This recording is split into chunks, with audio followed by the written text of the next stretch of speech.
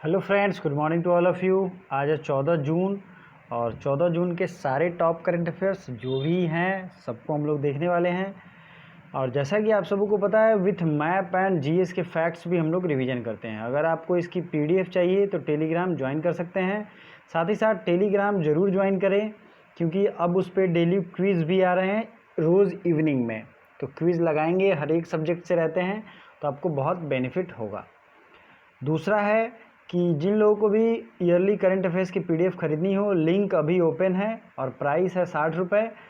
कल के वीडियो में मैंने उसका एक झलक भी दिखाया है। अगर आपको परचेज़ करना है तो आप कर सकते हैं। वो बहुत ही ज़्यादा यूजफुल है और एंट्रेंस को क्लियर करने में सहायक है। आज का क्वेश्चन है सबसे पहला, blood donor day. Blood donation जो होता है उसकी डे जो है वो कौन सी है? तो इसका राइट आंसर क्या होगा? तो आज ही के दिन है ब्लड डोनर डे और ब्लड के डोनेशन के इम्पोर्टेंस को आप समझ सकते हैं और इसी को सेलिब्रेट करने के लिए ये दिवस मनाया जाता है। ये दिवस बहुत ही ज़्यादा वैल्यूएबल भी है पूरे वर्ल्ड एंड ह्यूमन सोसाइटी में। अब देखते हैं जून महीने के जितने भी दिवस हैं उन सबको हम लोग रिवीजन करेंगे, सबको हम लोग याद करेंगे। साथ ही साथ हाफ मंथली करंट अफेयर्स भी आएगा। टॉप मोस्ट 50 क्वेश्चन जो होंगे उसको मैं लेके आऊँगा, आप उसे भी देखना ना भूलें।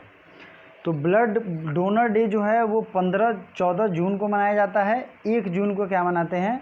वर्ल्ड मिल्क डे या फिर दूध दिवस या global day of parents. Next है international sex workers day. Sex workers day मनाया जाता है 2 जून को। 4 जून को मनाते हैं international day of innocent children victim of aggression. जो निर्दोष बच्चे जो वायलेंस के शिकार होते हैं उनके लिए जो दिवस मनाया जाता है वो है कौन सा, बताइए? 4 जून। 5 जून को है वर्ल्ड एनवायरनमेंट डे और इस पे मैंने वीडियो भी बताया था आपको पहले भी। 7 जून को है कैंसर सर्वाइवर डे और 8 जून को है वर्ल्ड ओशियंस डे या वर्ल्ड ब्रेन ट्यूमर डे। ठीक है। नेक्स्ट है जून 11 को कोल माइनर्स डे। कोल में जो माइनिंग करते हैं उनके लिए दिवस है 11 जून को।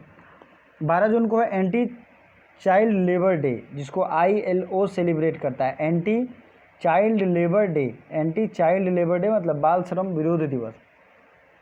ठीक है। 13 जून को है इंटरनेशनल अल्बिनिज्म अवेयरनेस डे। 13 जून को। 14 जून को वर्ल्ड ब्लड डोनर डे जो कि आज है। 15 जून को है world Elder abuse awareness day, मतलब जो अगला दिन होगा वो क्या होगा? जो भी वृद्धजन हैं उनके खिलाफ जो भी हिंसा हो रहा है उसके खिलाफ दिवस है 15 जून को। 17 जून को है world day to combat desertification and drought. मैंने इसका तरीका भी बताया था कि 17 जून को कौन सा दिवस मनाते हैं? जो मरुस्थलीकरण के खिलाफ जो भी उनके ठीक करने के लिए एक दिवस डेडिकेट किया गया, मरुस्थलीकरण ना हो, रेगिस्तान ना बने, तो वो दिवस है, बताइए? 17 जून। अब देखिए 17 मई और 17 अप्रैल दोनों रिवीजन करिए, इसके साथ साथ कनेक्ट करके याद करिए, चीज़ों को एक दूसरे से जोड़िए, तब वो आपको इजीली याद हो पाएगा। 17 जून को मनाते हैं तो ये दिवस 17 मई को मनाते हैं world telecommunication and information society day और हाइपर टेंशन डे। मैंने दोनों बताया था 17 मई को। अब 17 अप्रैल को क्या मनाते हैं? 17 अप्रैल को मनाते हैं world haemophilia day. I hope आपको ये याद हो गया होगा। ठीक है। इसी तरीके से 18 अप्रैल को मनाते हैं वर्ल्ड हेरिटेज डे और 17 अप्रैल को वर्ल्ड हीमोफीलिया डे। तो ये आपको ध्यान रखना चाहिए। नेक्स्ट है medal of the order of the Australia का खिताब किसे दिया गया? तो ये दिया गया है, medal of the order of Australia का खिताब दिया गया है शोभा शेखर को। और आपको जैसा कि पता है वर्ल्ड फूड प्राइज़ जो दिया गया है इस बार का डॉक्टर रतन लाल को दिया गया है। TS तिरुमूर्ति ये यूनाइटेड नेशंस में इंडिया की तरफ से परमानेंट रिप्रेजेंटेटिव हैं, अभी फ़िलहाल में अपॉइंट हुए न्यूली। कॉन्टैक्टलेस ATM सर्विसेज के लिए मास्टर कार्ड ने किसके साथ समझौता किया है? कॉन्टैक्टलेस जो है ATM सर्विस जो होता है उसके लिए मास्टर कार्ड ने समझौता किया है, वो है इमपेज, फेसबुक, मिंत्रा, ट्विटर। तो इस ऑर्गेनाइजेशन के साथ, इमपेज के साथ ये समझौता किया गया है। और आपको जैसा कि पता ही है कॉन्टैक्टलेस ATM कार्ड होता क्या है? इसमें जो है बिना कॉन्टैक्ट के कैश निकाला जा सकता है। ठीक है। चलिए अब आपको क्या याद रखना है? ATM का फुल फॉर्म क्या होता है? Automated teller machine. ठीक है। ऑटोमेटिक बहुत जगह लिखा होगा, लेकिन आपको कंफ्यूज नहीं होना है, ऑटोमेटेड होता है, ठीक है। नेक्स्ट, भारत में बैंक की अगर बात कर लें, थोड़ा रिवीजन कर लेते हैं, तो बैंकिंग से सबसे पहला बैंक कौन था? बैंक ऑफ हिंदुस्तान, ठीक है। और आरबीआई की स्थापना होती है 1935 में, और इसका राष्ट्रीयकरण कब होता है? 1949 में। आरबीआई का हेडक्वार्टर कहाँ है? तो ये है न्यू दिल्ली में। और हमारे अभी के गवर्नर कौन है? शक्तिकांता दास। भारत और सबसे पहले गवर्नर कौन थे? Sir Osborne Smith. और सबसे पहले इंडियन गवर्नर थे, उनका नाम था सी.डी. देशमुख। तो ये चीज़ें आपको याद रखनी चाहिए। रिजर्व बैंक का बहुत सारा काम होता है, जैसे कि साख लेन देन, बैंकों पे नियंत्रण, वित्तीय लेन देन का हिसाब, जो भी इंटरनेशनल होता है भारत सरकार का, वो यही रखती है, ठीक है। ये आपको याद रखना है। चलिए आगे बढ़ते हैं हम लोग नेक्स्ट क्वेश्चन की तरफ। किस रेलवे ने हाई राइज ओवरहेड इक्विपमेंट पर, ध्यान से सुनिए, ओवरहेड इक्विपमेंट पर, हाई राइज ओवरहेड इक्विपमेंट पर एक डबल स्टैक कंटेनर चालू करने का वर्ल्ड रिकॉर्ड बना दिया है? तो आइए देखते हैं। ये है इसका राइट आंसर, भारतीय रेल।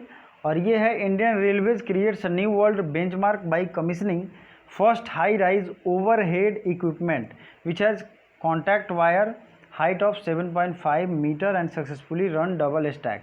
आप यहाँ देख सकते हैं, ये है इसकी फ़ोटो, ठीक है। मैंने फ़ोटो भी इंक्लूड किया है ताकि आपको याद करने में आसानी हो। तो ये भारतीय रेलवे ने।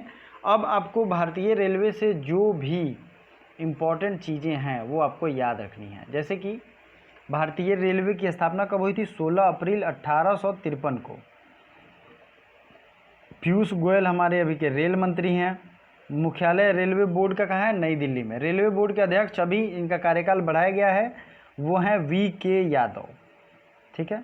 रेलवे में रेलवे पुलिस प्रोटेक्शन फोर्स जो होता है, उसके महानिदेशक, डायरेक्टर जनरल बनाए गए हैं। उनका नाम है, क्या नाम है बताइए? अरुण कुमार। रेलवे आरपीएफ जो होता है, उसमें एक नया सर्विस जोड़ा गया था, इसलिए उसे आरपीएफएस अब कहते हैं। तो उसे अरुण कुमार हैं। और स्वतंत्र भारत के पहले रेल मंत्री कौन थे बताइए? तो ये थे जॉन मथाई। अब आपको रेलवे से और क्या क्या चीज़ें याद आती हैं? 3 तरह की पटरियाँ होती हैं, ब्रॉड गॉज, नैरो गॉज और एक और होता है, ठीक है। तीनों आपको याद होना चाहिए, 3 तरह की होती हैं। भारत में इलेक्ट्रिसिटी से चलने वाले रेलवे की संख्या बहुत कम है और सबसे ज़्यादा डीजल से चलती हैं। आपको ये चीज़ें याद रखनी चाहिए, ठीक है। नेक्स्ट इम्पॉर्टेंट है, Orissa high court new chief justice. Orissa high court के नए चीफ जस्टिस कौन हैं? तो बताइए कौन है? ये हैं सावित्री राठौर। और मैं आपको बता दूं, सावित्री राठौर ये उड़ीसा के तो बने हैं, और दीपंकर दत्त ये बने हैं मुंबई हाई कोर्ट के। इसी साथ आपको ये बताना है, गोविंद माथुर ये किस हाई कोर्ट के न्यूली अपॉइंटेड चीफ जस्टिस हैं। अब अभी कुछ दिन पहले मैंने जम्मू कश्मीर के पहले चीफ जस्टिस का नाम बताया था, मतलब कि 370 हटने के बाद, तो वो आप नाम मुझे कमेंट करके बताओगे, ठीक है। ये आपको ध्यान रखना है। नेक्स्ट है DRSV, deep submergence rescue vehicle complex. इसे ज़रा ध्यान से देखिए, डीप सबमर्जेंस रेस्क्यू व्हीकल सर्जेंस। अब मैं इसे हिंदी में क्या लिखूंगा? DSRV तो ऐसे भी नाम है, व्हीकल कॉम्प्लेक्स। DSRV कॉम्प्लेक्स किस शहर में शुरू किया गया है? ये जो जितने भी पानी की गहराई में सबमरीन्स की तरह ये एक्टिव रहेगा और उसके लिए काम करेगा रेस्क्यू व्हीकल के तौर पे। रेस्क्यू व्हीकल क्या होता है? जब कोई खो जाता है, कोई व्यक्ति खो जाए, कोई सामान खो जाए, उसे ढूंढ के वापस लाने में। और ये शुरू किया गया विशाखापत्तनम में। विशाखापत्तनम में भारत का पहला रेलवे फन जोन स्टार्ट किया गया है। विशाखापत्तनम में साउदर्न कोस्टल रेलवे का मुख्यालय है। विशाखापत्तनम एक जो है, आपको मैं क्या बताऊं, वहाँ एक पोर्ट भी है। और भारत के जितने पोर्ट हैं उन सब को हम लोग आज रिवीजन करने वाले हैं, ठीक है। तो आपने ऊपर देखा था उड़ीसा, उड़ीसा जो था ये महानदी यहाँ से बहती है। उड़ीसा में पारादीप पोर्ट है। वेस्ट बंगाल में 2 पार्ट है, एक तो हल्दिया है और दूसरा कोलकाता पोर्ट है, ठीक है। विशाखापत्तनम खुद भी एक पोर्ट है। काकीनाडा और मछलीपट्टनम ये छोटे छोटे दोनों पोर्ट हैं, ये सब आंध्र प्रदेश के। नेक्स्ट बात करेंगे हम लोग एन्नोर चेन्नई और तूतीकोरिन, ये तीनों जो पोर्ट हैं ये कहाँ हैं? तमिलनाडु में है। दोस्तों मैंने अपने ज्योग्राफी के सेक्शन में इसके एक अलग से बहुत ही डिटेल वीडियो बनाई है, अगर आपने वो नहीं देखी है तो ज़रूर देखिए, क्योंकि उससे आपको बहुत ज़्यादा बेनिफिट मिलने वाला है। साथ ही साथ इस वीडियो को ज़्यादा से ज़्यादा लोग लाइक करें, और जिन लोगों ने चैनल को पहली बार देखा है वो सब्सक्राइब कर सकते हैं, वीडियो को लाइक ज़रूर करें, ठीक है। चलिए आगे बढ़ते हैं। कोची, कोची ये कहाँ है? तो ये पोर्ट है केरल में। उसके ऊपर बात करेंगे हम लोग मैंगलोर पोर्ट या मैंगलुरु, तो ये है कर्नाटका में। नेक्स्ट है गोवा, गोवा में पोर्ट का नाम है मार्मा गोवा पोर्ट। और मुंबई में तो आपको पता ही है 2 तरीके के पोर्ट हैं, जवाहरलाल नेहरू पोर्ट और मुंबई नहावसोवा। तो ये इसमें से एक आर्टिफिशियल पोर्ट है और एक नेचुरल पोर्ट है। भारत का सबसे गहरा पोर्ट है विशाखापत्तनम, ठीक है। भारत का सबसे बड़ा कंटेनर पोर्ट कौन है? तो ये है JNPT। भारत का एकमात्र ज्वारीय बंदरगाह कौन है? तो ये है कांडला बंदरगाह, ठीक है। और अभी हाल ही में नरेंद्र मोदी ने कोलकाता पोर्ट का नाम बदलकर, कोलकाता पोर्ट ट्रस्ट का नाम बदलकर doctor Shyama Prasad Mukherjee port trust रख दिया था। तो ये चीज़ें आपको याद रहनी चाहिए। उसी तरीके से कांडला पोर्ट जो है भारत का पहला ट्रेड फ्री एरिया है, और इसे जो है दीनदयाल पोर्ट के नाम से भी अभी जानते हैं। तो वो वीडियो ज़रूर देखिए। पोर्ट, एयरपोर्ट और रेलवे हेडक्वार्टर, इन तीनों पे विथ मैप मैंने वीडियो ला दिया है। अगर आपने नहीं देखा है तो उसे ज़रूर देखिए, क्योंकि उससे आपको बहुत बेनिफिट मिलेगा। तो चलिए वीडियो को लाइक कर दीजिए और दोस्तों को भी शेयर कीजिए। तो जल्दी से जल्दी इस वीडियो को लाइक कर दीजिए, और जितने भी स्टडी ग्रुप्स हैं सब में इस वीडियो के लिंक को शेयर कीजिए। और चलिए अगले क्वेश्चन की तरफ बढ़ते हैं। जगन्नाथ चेड्डू योजना ये किस राज्य का है? और आपको मैंने कई बार कहा है, जब भी किसी योजना या स्कीम के नाम में जगन्नाथ जुड़ा हो तो वो YS जगन मोहन रेड्डी को सूचित करता है। और ये अभी CM है कहाँ के? आंध्र प्रदेश के। तो आंध्र प्रदेश में YS जगन मोहन रेड्डी ने कोविड-19 महामारी के कारण अपनी आजीविका जुटाने में जो भी असमर्थ टेलर हैं, नाई है, वाशरमैन हैं, उनकी वित्तीय सहायता के लिए ये योजना लॉन्च की है।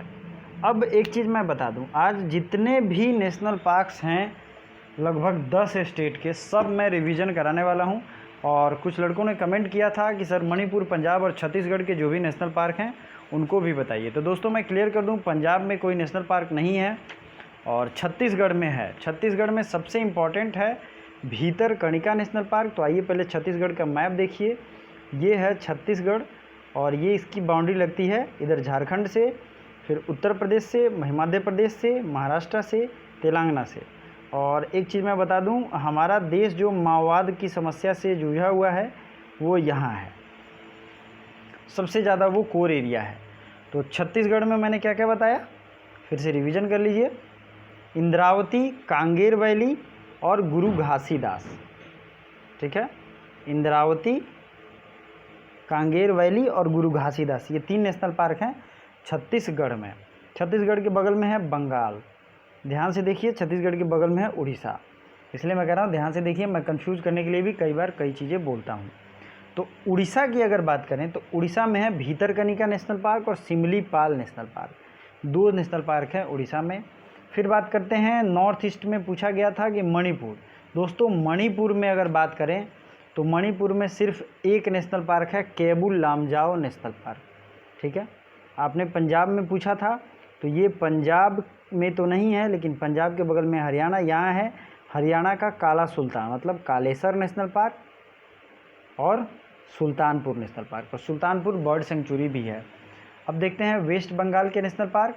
तो वेस्ट बंगाल में गोरुमारा नेशनल पार्क है, बुक्सा नेशनल पार्क है, जल्दापाड़ा नेशनल पार्क है, सुंदरबन नेशनल पार्क है, सिंगालीला नेशनल पार्क है। ये सारे नेशनल पार्क कहाँ हैं? वेस्ट बंगाल में हैं। बिहार जो है इसमें वाल्मीकि नगर नेशनल पार्क है।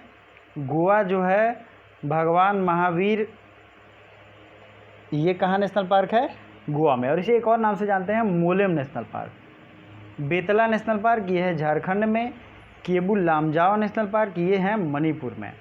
ये एक एक नेशनल पार्क हैं इन सब राज्यों में। इंटांकी नेशनल पार्क ये है नागालैंड में, नागालैंड है यहाँ पे, नागालैंड की राजधानी है कोहिमा। और यहाँ जो नेशनल पार्क है उसका नाम है इंटांकी, टंकी के पहले इन लगा दीजिए। अब देखिए सिक्किम, आपने यहाँ देखा होगा, सिक्किम काफ़ी न्यूज़ में भी है अभी। तो ये खांगचेंगजोंग नेशनल पार्क है। क्या नाम है? खांगचेंगजोंग नेशनल पार्क। और यूपी में भी एक नेशनल पार्क है, दुधवा नेशनल पार्क। इसी तरीके से कॉर्बेट नेशनल पार्क है कहाँ? उत्तराखंड में। और ये भारत का सबसे पहला नेशनल पार्क है। ठीक है, तो आपको ये याद रखना है। अब देखिए एक चीज़ मैं बता दूं, यहाँ ऊपर आंध्र प्रदेश की बात हुई थी, तो आंध्र प्रदेश में देख लेते हैं।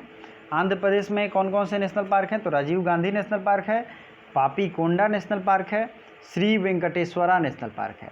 चूँकि बहुत दिन हो गए थे नेशनल पार्क डिवीज़न कराए, इसलिए मैंने आज स्पेशली इसे रखा है। अब आंध्र प्रदेश की स्थापना हुई थी कब? भाषाई आधार पर सबसे पहला जो राज्य गठित हुआ था भाषा के आधार पर, वो आंध्र प्रदेश ही था। और इसकी अभी राजधानी है अमरावती। ठीक है, और जी.के. माहेश्वरी यहाँ 25वें हाई कोर्ट भारत के जो होगा उसके चीफ जस्टिस हैं। ठीक है, अभी अगर बात करें आंध्र प्रदेश के कुछ और चीज़ों को, तो इसमें 5 इसके पड़ोसी राज्य हैं। कौन कौन देख सकते हैं आप? देखिए, ये है तेलंगाना, उड़ीसा, छत्तीसगढ़, कर्नाटका और तमिलनाडु। ठीक है, यहाँ पे लोकसभा की 25 सीटें हैं और राज्यसभा की 11 सीटें हैं और राज्य विधानसभा की 175 सीटें हैं। तो जनरली लोकसभा और राज्यसभा को आपको याद रखना है, 25 और 11। नेक्स्ट जो है, आंध्र प्रदेश ने अभी हाल ही में अपना 3 राजधानी बनाने का प्रस्ताव पारित किया, साथ ही साथ अपना विधान परिषद खत्म करने का भी प्रस्ताव पारित किया है। ठीक है, कोलेरू लेक और पुलिकट लेक दोनों कहाँ हैं? तो ये दोनों हैं आंध्र प्रदेश में। भारत की सबसे बड़ी खारे पानी की झील है चिल्का झील है उड़ीसा में, लेकिन कोलेरू और पुलिकट दोनों कहाँ हैं? ये है आंध्र प्रदेश में। नागार्जुन सागर बांध को आप जानते होंगे, ये कृष्णा नदी पर है और ये भी आंध्र प्रदेश में है। ठीक है, और सब भारत की सबसे बड़ी समुद्री तट वाला समुद्री तट वाला राज्य कौन है? तो वो है गुजरात। और दूसरे नंबर पे कौन है? आंध्र प्रदेश। ठीक है, यहाँ की भाषा क्या है? यहाँ की भाषा है तेलुगु। तो दोस्तों जितने भी फैक्ट्स मैं बताता हूँ, अगर आपको ये अच्छा लगता है तो वीडियो को ज़रूर लाइक कीजिए। अच्छा नहीं लगता है कोई बात नहीं, लेकिन आपको इससे बेनिफिट हो रहा है, आपको इससे बहुत फ़ायदा हो रहा है, तो लाइक करने में संकोच नहीं करिए। और साथ ही साथ जितने भी आपके दोस्त हैं उनको भी शेयर करिए। चलिए अगले क्वेश्चन की तरफ बढ़ते हैं। जो भी मैं बताता हूँ डेली वो इम्पोर्टेंट बताता हूँ, इसलिए सब देखा कीजिए डेली के करंट अफेयर्स। एशियाटिक शेर की संख्या 523 से बढ़कर अब कितना हो गया है? तो मैंने कल ही बताया था। ये देखिए कितना प्यारा एक तरीके से ये पिक भी है और मुझे ये जानवर बहुत पसंद भी है। तो अब 523 से बढ़ के 674 हो गया है। इसी तरीके से सुंदरबन में पहले टाइगर्स की संख्या 88 थी और अब 96 हो गई है। तो दोनों चीज़ें आपको याद रखनी है, 523 से 674 हो गया। हो सकता है किसी एग्जाम में नंबर ही पूछते। और एशियाटिक लायन के लिए भारत में क्या जाना, कौन सा जगह जाना जाता है? तो वो है गिर नेशनल पार्क, यहाँ सबसे ज़्यादा है। ठीक है, चलिए नमूना संग्रह अभियान कोरोना का पता लगाने के लिए किस राज्य ने शुरू किया? Sample collection campaign launched for which state? Sample collection campaign ये लॉन्च किया गया है उत्तर प्रदेश के द्वारा। ठीक है, उत्तर प्रदेश के सीएम और गवर्नर आपको कमेंट करके बताना है, साथ ही साथ जो भी इंपॉर्टेंट फैक्ट्स हैं उसको भी। 2020 के विश्व खाद्य पुरस्कार से किसे सम्मानित किया गया? World food prize 2020। तो ये हैं रतन लाल। ठीक है, एम.एस. स्वामीनाथन को भारत में हरित क्रांति का जन्मदाता कहा जाता है। एम.एस. स्वामीनाथन और डॉक्टर नॉर्मन बोरलॉग। दुनिया का सबसे लंबा रेलवे प्लेटफॉर्म कहाँ बनाया जा रहा है? तो ये बनाया जा रहा है कर्नाटक। ठीक है, कर्नाटका में दुनिया का सबसे बड़ा लॉन्गेस्ट रेलवे प्लेटफॉर्म बनाया जा रहा है। और आपको पता ही है अभी जो है भारत में ही दुनिया का सबसे बड़ा लंबा रेलवे प्लेटफॉर्म है, वो है गोरखपुर। और अभी भी ये भारत में है और अगला भी भारत में ही होगा। ठीक है, भारत किस देश से बिजली सहयोग के लिए समझौता करेगा? ऑप्शन है डेनमार्क, स्वीडन, नॉर्वे या इटली। तो डेनमार्क की राजधानी कहाँ है? कोपेनहेगन। स्वीडन की बताइए, स्वीडन की राजधानी कहाँ है? नॉर्वे की और इटली की। इटली की राजधानी है रोम, नॉर्वे का ओस्लो और स्वीडन का स्टॉकहोम। तो ये सारे देश जो भी मैंने अभी आपको नाम बताएं, इन सब के बारे में मैंने डिटेल कल के करंट अफेयर्स में डिस्कस किया है। इसीलिए मैं कहता हूँ डेली के करंट अफेयर्स देखिए और उससे इम्पॉर्टेंट चीज़ें रिवीजन करिए। ठीक है, तो ये आपको याद भी होगा, और इसका राइट आंसर जो भी है आप लोग कमेंट ज़रूर करिए कमेंट बॉक्स में with full detail. Thank you so much for watching.